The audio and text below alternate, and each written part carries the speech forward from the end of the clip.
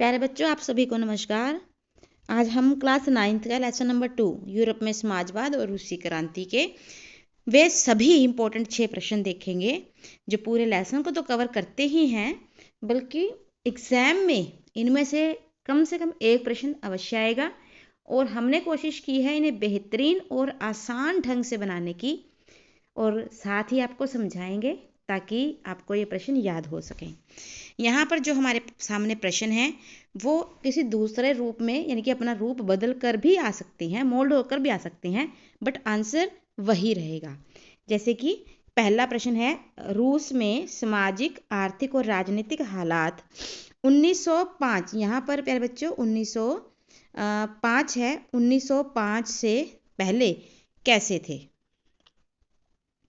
तो यहाँ पर ये भी क्वेश्चन आ सकता है कि 1905 की जो रूसी क्रांति हुई थी उसमें उसके कारण क्या थे। अगर कारण आ जाए तब भी आपने यही प्रश्न लिखना है, और यदि आ जाए कि 1905 से पहले कैसी स्थितियां थी तब भी यही। तो पहले आ जाएगा सामाजिक स्थिति। 20वीं सदी की शुरुआत में रूस की आबादी का बहुत बड़ा हिस्सा जो था खेती बाड़ी से जुड़ा हुआ था। मजदूर सामाजिक स्तर पर बटे हुए थे। मजदूरों में उनकी योग्यता और दक्षता के स्तर पर भी काफ़ी अंतर था। यह अंतर उनके पहनावे और व्यवहार में भी साफ दिखाई देता था। मजदूरों की तरह किसान भी बटे हुए थे। किसान बहुत ही धार्मिक स्वभाव के थे, परंतु उनकी जोतों का मतलब होता है उनके खेत का आकार छोटा था। भूमि के विकास के लिए किसानों के पास धन नहीं था। इस प्रकार किसानों की और मजदूरों की दशा दयनीय थी। देखो, पहले हम कहेंगे कि मजदूर सामाजिक स्तर पर बटे थे, उन्हें बहुत कम वेतन मिलता था। फिर हम बात करेंगे किसान, वो भी उनकी स्थिति भी खराब थी, उनकी जोतों का आकार छोटा था और वे गरीब थे। ये सामाजिक कारण है या सामाजिक स्थिति है। हमारा दूसरा हेडिंग है आर्थिक दशा। रूस में औद्योगिकरण बहुत देर से आरंभ हुआ, हाँ, परंतु जब विदेशी पूंजी के निवेश के कारण उद्योग शुरू हुए तो उनका बहुत तेजी से विकास हुआ। लेकिन जो विकास उद्योगों का हो रहा था उसका फायदा किसको जा रहा था? पूंजीपतियों को। जब भी उद्योगों की बात होगी तो हम दो वर्गों की बात करेंगे। एक वर्ग होगा पूंजीपति और दूसरा होगा मजदूर वर्ग।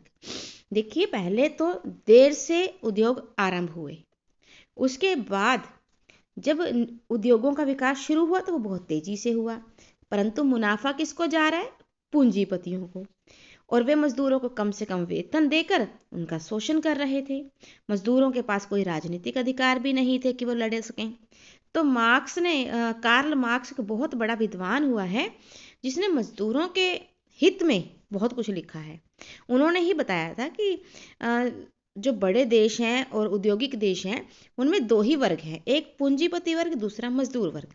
और पूंजीपति वर्ग जो होता है वो मजदूरों का शोषण करता रहता है। यहाँ पर भी वे लिखते हैं कि मजदूरों के पास सिवाय अपनी बेड़ियों को खोने के लिए कुछ भी नहीं। मतलब उनके पास बेड़ियां हैं, मजबूरी की बेड़ियां सिर्फ वही हैं जिन्हें वो खो सकते हैं, और उनके पास है ही नहीं जिसे वो खो सकें। उनकी शोचनीय दशा की ये सही तस्वीर उनके कार्ल मार्क्स के ये शब्द जो हैं पेश करते हैं। उसके बाद है राजनीतिक दशा। रूस में जार निकोलस का शासन जो था वो निरंकुश था। मतलब रूस में शासक को क्या बोलते हैं? जार बोलते हैं। और वहाँ उस समय कौन सा शासक था? जार निकोलस द्वितीय। उसका शासन निरंकुश था, मतलब एक ऐसा राजा जिस पर किसी का अंकुश नहीं, जिसकी मर्जी, जो अपनी मर्जी से देश का शासन करता है। रूस का सम्राट जार निकोलस द्वितीय राष्ट्रीय संसद के अधीन नहीं था, मतलब किसी के कंट्रोल में नहीं था। इवन के वो संसद जो देश को के लिए सरकारें बनाती है उसके भी अधीन नहीं था। जार को केवल उच्च वर्ग, मतलब अमीरों का और पादरियों का समर्थन प्राप्त था। जार के जो अधिकारी थे वो सभी अयोग्य थे, भ्रष्ट थे और अकुशल थे। मतलब जो काम अच्छे ढंग से ना कर सके, कुशलता से ना कर सके, हम उसे क्या कहेंगे? कि अकुशल थे। उसके बाद है अधिकारियों का चयन योग्यता के आधार पर नहीं, बल्कि जो उन्हें विशेष अधिकार प्राप्त थे उसके आधार पर किया जाता था। उत्तराधिकारियों ने इस स्थिति को समाप्त कर उदारवादी समाज का एक ऐसा वर्ग था जो चाहता था कि जार की ऐसी स्थिति का अंत हो। उन्होंने बहुत कोशिश की कि किसी तरह से जो जार ने ये सामाजिक और राजनीतिक माहौल बना दिया है उसका अंत हो। किसानों ने भी अपने अधिकारों के लिए बहुत संघर्ष किया और इसी के तहत एक बहुत दुखदाई घटना घटती है 1905 में, जो कि इस क्रांति का एक मेन कारण भी बनती है कि खूनी रविवार के नाम से फेमस है। एक ऐसी घटना जिसमें 100 से अधिक लोग मारे जाते हैं, 300 से अधिक लोग घायल हो जाते हैं। क्योंकि ये रविवार के दिन हुई थी इसलिए इसका नाम खूनी रविवार पड़ा। और ये कब घटी थी? 1905 में। और इस घटना से ही, यानी कि तत्कालीन कारण था 1905 की क्रांति का। जो रूस है उसमें 2 क्रांतियां, मतलब हम बात करेंगे, एक 1905 की, एक 1917 की। जो 1905 की है उसका तत्कालीन कारण क्या है? खूनी रविवार की घटना। यानी कि जार निकोलस का शासन है, सामाजिक तौर पर भी लोगों का स्थिति बहुत कमजोर है, राजनीतिक दशा भी बहुत कमजोर है क्योंकि जार निकोलस एक निरंकुश शासक है, आर्थिक स्थिति कमजोर है क्योंकि उद्योग तो हैं परंतु उसका मुनाफा केवल और केवल पूंजीपतियों को जा रहा है। आप सिंपल सी भाषा में भी इसे समझ सकते हैं, फिर आप बहुत आसानी से लिख सकते हैं। नेक्स्ट क्वेश्चन है, 1917 से पहले रूस की कामकाजी आबादी यूरोप के बाकी देशों के मुकाबले कैसे भिन्न थी? बहुत ही आसान क्वेश्चन है, बहुत आसान। हमने यहाँ पर तुलना करनी है कि एक तरफ हम बात करेंगे रूस के काम करने वाले लोग और एक हम बात करेंगे दूसरी तरफ यूरोप के बाकी देशों में काम करने वाले लोगों की स्थिति। देखिए, रूस की लगभग 85% जनसंख्या आजीविका के लिए खेती पर निर्भर थी, यानी कि बहुत बड़ा तबका कृषि पर निर्भर था। और जबकि फ्रांस और जर्मनी जैसे देशों में केवल 40 से 50% लोग ही खेती पर आश्रित थे। इसका मतलब खेती पर ज़्यादा बोझ था। और जब देश की अधिक आबादी कृषि पर निर्भर करती है, इसका मतलब जो स्थितियां हैं या आर्थिक स्थिति है वो कमज़ोर है। पहला पॉइंट समझ आ गया कि ज़्यादा लोग खेती पर लगे हुए हैं जबकि दूसरे देशों में कम। उसके बाद है, रूस में अधिकतर कारखानों पर उद्योगपतियों का निजी स्वामित्व था। निजी स्वामित्व मतलब उद्योगपति जो थे वो कारखानों के मालिक थे। उद्योगों में कामगारों की स्थितियां खराब थी क्योंकि जो मजदूर थे उन्हें वेतन कम मिलता था, उन्हें ज़्यादा घंटे काम करना पड़ता था। जबकि रूस के मतलब दूसरे देशों में जो घंटे थे, काम के घंटे थे वो 10 से 12 घंटे थे और रूस के कारीगरों के लिए काम के घंटे 15 थे।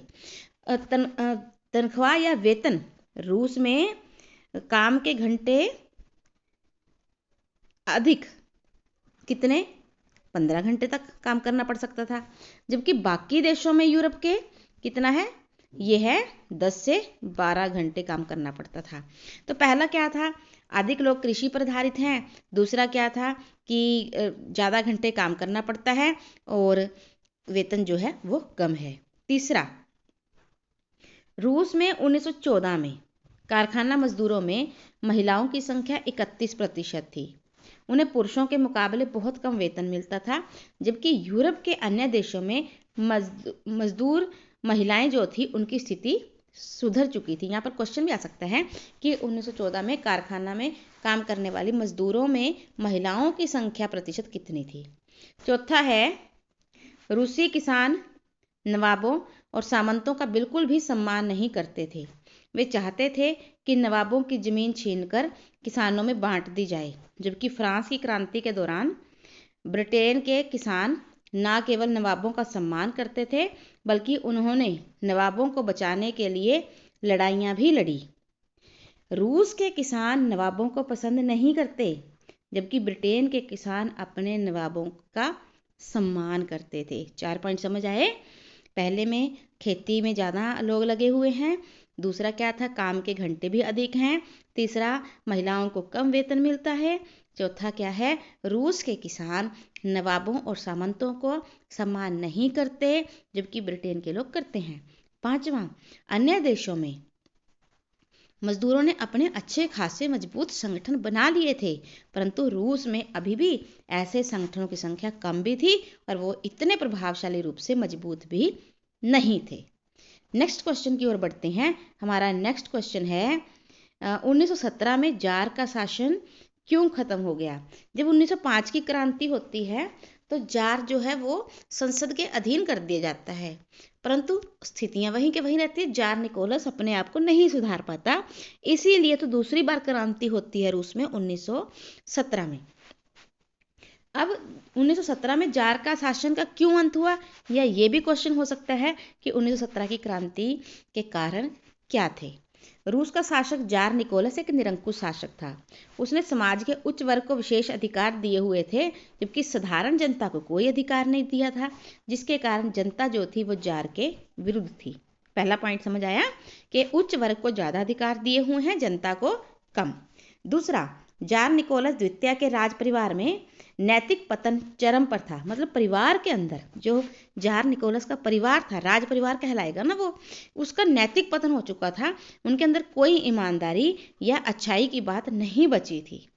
जार निकोलस जो था वो पूर्ण रूप से अपनी पत्नी के दबाव में काम करता था, जबकि उसकी पत्नी एक ढोंगी साधु राजपुतिन के दबाव में काम करती थी। तो जार के इस व्यवहार से जनता बेहद दुखी थी। नेक्स्ट है, जार निकोलस के द्वारा रूसी साम्राज्य में शामिल गैर रूसी सम्राट राष्ट्रों पर रूसी भाषा को थोपने के कारण भी टकराव की स्थिति पैदा हो गई।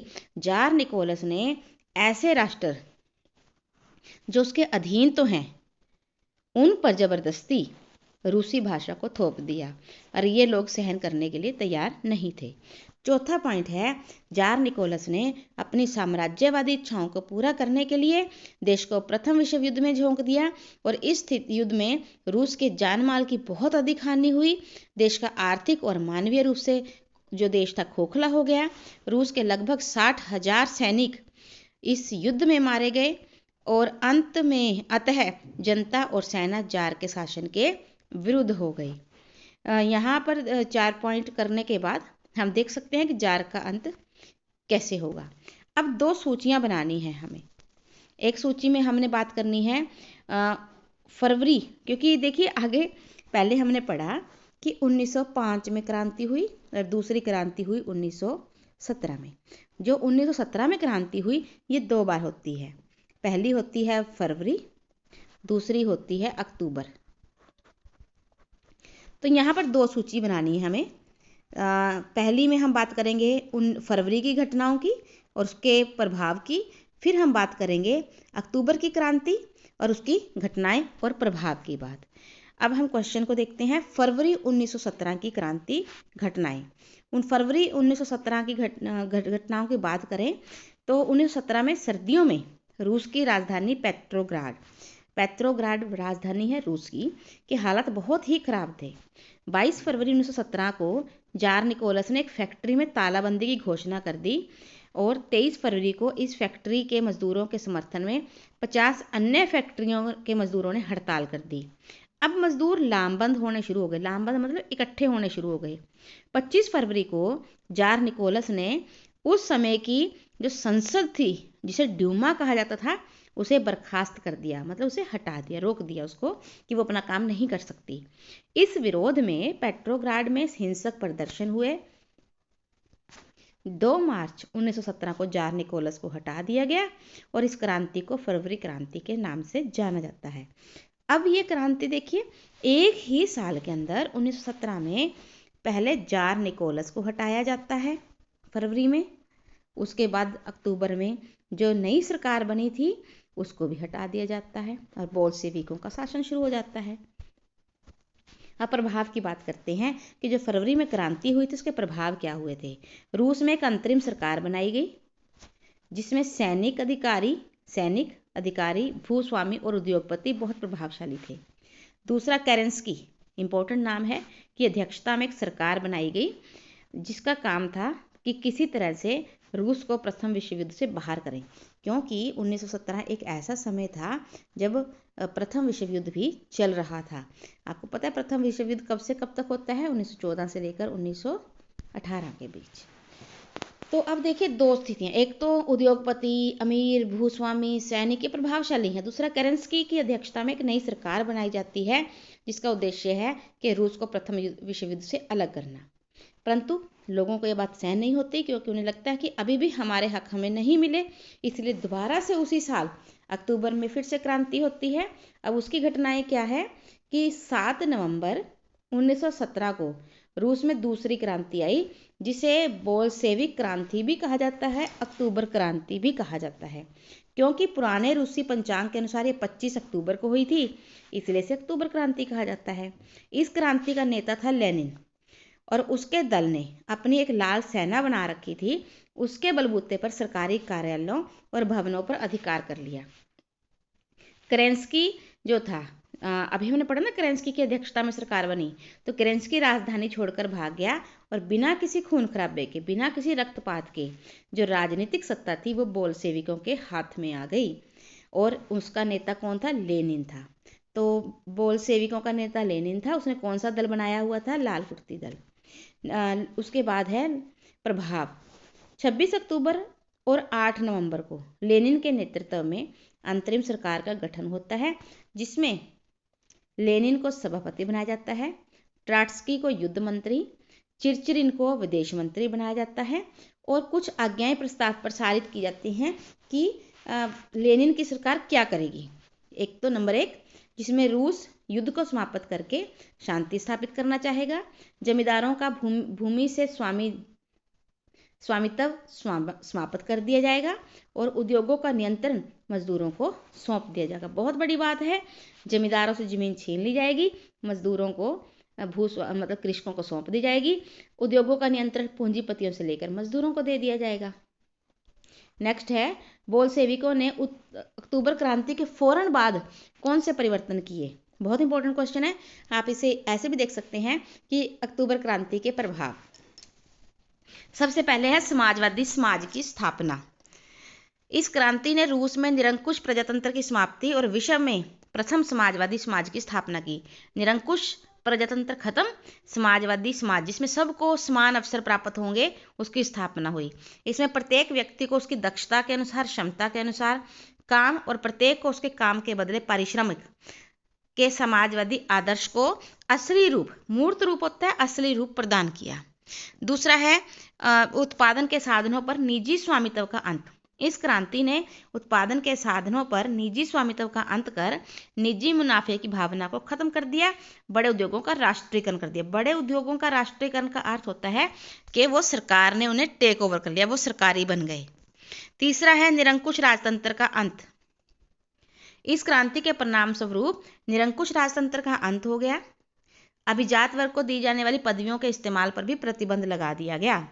आर्थिक प्रगति। अक्टूबर क्रांति से पहले रूस की आर्थिक दशा अच्छी नहीं थी, परंतु नई सरकार ने सभी साधनों पर सरकार का नियंत्रण स्थापित कर दिया, जिसकी वजह से कुछ ही वर्षों में रूस यूरोप का एक महान औद्योगिक देश बनकर उभरा। किसानों और मजदूरों की दशा में सुधार। रूसी क्रांति के परिणाम स्वरूप मजदूरों और किसानों को नया जीवन मिला। किसानों के कारखानों के प्रबंध में मजदूरों की भागीदारी और उनके कल्याण के लिए कानून बनाए गए। जमींदारों से जमीन छीनकर किसानों को दे दी गई। करों का बोझ खत्म कर दिया गया। आम जनता ने राहत की सांस ली। छठा है बोल्शेविक पार्टी का नाम बदलकर रूसी कम्युनिस्ट पार्टी रख दिया गया। सेना और सरकारी अफसरों की वर्दियां बदल दी गई। बहुत अच्छा क्वेश्चन है, बहुत ही इंपॉर्टेंट है। नेक्स्ट क्वेश्चन है संक्षेप में वर्णन करें। यह आपको 2 नंबर के पेपर में आ सकते हैं। छोटी छोटी सी डेफिनेशंस हैं, जैसे कि कुलक। कुलक क्या था? सोवियत संघ के जो धनी किसान थे उन्हें कुलक कहा जाता था।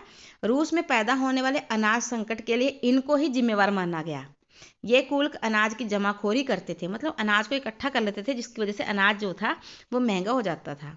स्टालिन ने कृषि का सामूहिकीकरण, मतलब सारी की सारी कृषि की जो भूमि थी और कृषि थी वो सरकार ने टेक ओवर कर ली। उसके तहत कुलकों का या कुलकों की व्यवस्था का अंत कर दिया गया। नेक्स्ट है ड्यूमा। आप पहले भी पढ़ चुके हैं। ड्यूमा क्या है? 1905 में जो रूस की संसद थी, निर्वाचित संसद, उसे ड्यूमा कहा जाता था। तो 1905 में रूसी क्रांति के समय जार निकोलस ने एक निर्वाचित संसद के गठन पर अपनी सहमति दे दी। इस संसद को ड्यूमा कहा जाता था। 25 फरवरी 1917 को जार ने ड्यूमा को भंग करने की घोषणा कर दी। 1905 में बनाई, 1917 में उसे भंग भी कर दिया, खत्म कर दिया। मतलब 1900 से लेकर 1919 के बीच महिला कामगार, 1900 से लेकर 1930 के बीच में 1900 से लेकर जो 1930 के बीच में महिला कामगारों की संख्या में बहुत अधिक वृद्धि हुई। 1914 में कारखानों में काम करने वाले कुल कामगारों का 31% महिलाएं थी।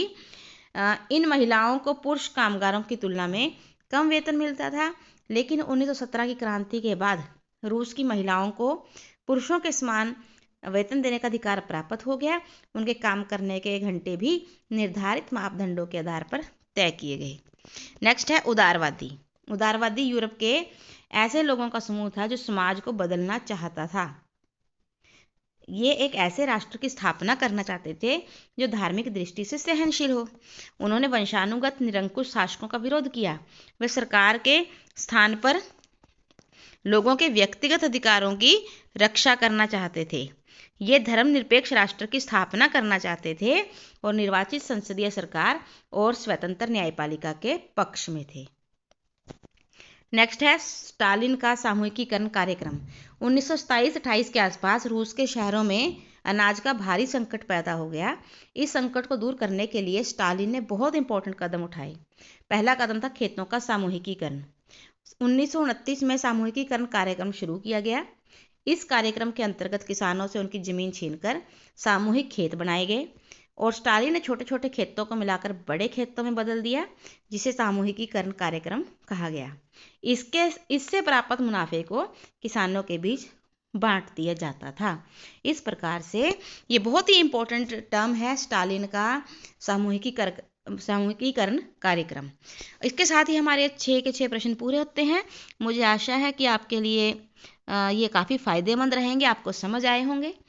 और साथ ही हम अपनी नेक्स्ट वीडियो में 1-1 मार्क्स वाले बहुत सारे क्वेश्चन लेके आएंगे कि जो भी डाउट्स हैं इस लेसन को लेकर आपके मन में, वो उस वीडियो में सभी दूर हो जाएंगे। Thank you so much. Have a nice day.